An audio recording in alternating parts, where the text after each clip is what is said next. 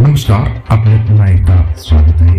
मित्रांनो, EPS 95 pension धारकांसाठी एक मोठी बातमी. किमान पेन्शन 7,500 रुपयाच्या प्रस्तावावर सरकारची भूमिका जाणून घ्या या व्हिडिओच्या माध्यमातून. त्याकरता हा व्हिडिओ शेवटपर्यंत पहा. मित्रांनो, कर्मचारी भविष्य निर्वाह निधी संघटना अंतर्गत येणाऱ्या EPS 95 पेन्शन धारकांसाठी महत्वाची माहिती समोर आली आहे. देशभरातून किमान मासिक पेन्शन 1,000 रुपयावरून 7,500 रुपये करण्याची मागणी जोर धरत असताना केंद्र सरकारने याबाबत आपली भूमिका स्पष्ट केलेली आहे. देशातील लाखो निवृत्त कर्मचाऱ्यांकडून गेल्या अनेक वर्षांपासून किमान पेन्शन वाढवण्याची मागणी सातत्याने केली जात आहे. महागाई, वाढता आरोग्य खर्च आणि जीवनावश्यक वस्तूंच्या वाढत्या किमतीमुळे 1,000 रुपयाची मासिक पेन्शन अपुरी पडत असल्याचे पेन्शनधारकांचे म्हणणे आहे. त्यामुळे किमान 7,500 रुपयाची पेन्शन देण्याची मागणी अधिक तीव्र झाली आहे.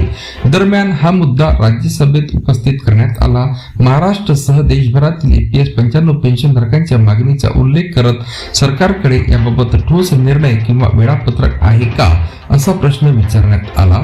यावर उत्तर देताना केंद्र सरकारने सांगितले की EPS 95 ही सामाजिक सुरक्षा असून तिचा निधी नियोक्त्यांकडून वेतनाचे 8.33% योगदानातून आणि केंद्र सरकारकडून 15,000 रुपयाच्या वेतन मर्यादेवर 1.16% योगदानातून तयार होतो. सरकारने पुढे स्पष्ट केले की सध्या या योजनेअंतर्गत किमान 1,000 रुपयाची मासिक पेन्शन दिली जाते.